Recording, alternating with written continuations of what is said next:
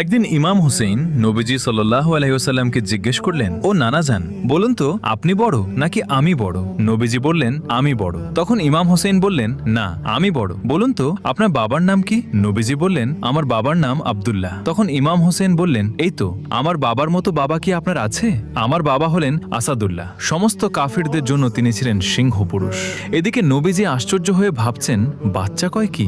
এরপর ইমাম হুসেইন আবার জিজ্ঞেস করলেন, আচ্ছা এখন বলুন তো আপনার মায়ের নাম কি? নবীজি বললেন, আমার মায়ের নাম আমিনা। হযরত হোসেন বললেন, আমার মায়ের মতো মা কি আপনার আছে? আমার মা জান্নাতের সমস্ত নারীদের সর্দারিনী, তিনি বিবি ফাতেমা রাদিয়াল্লাহু আনহা। এরপর ইমাম হোসেন বললেন, দেখুন আপনার নানার নাম আব্দুল ওহাব। আপনি মানুষদের জিজ্ঞেস করুন আপনার নানাকে কতজন চেনে, অথচ আমার নানার মতো নানা কি আপনি পেয়েছেন? আমার নানা, যাকে সৃষ্টি না করলে আল্লাহ কিছুই সৃষ্টি করতেন না। আমার নানা সাইয়্যিদুল আম্বিয়া রাহমাতুল লিল আলামিন, সাইয়্যিদিনা মুহাম্মাদুর রাসূলুল্লাহ সাল্লাল্লাহু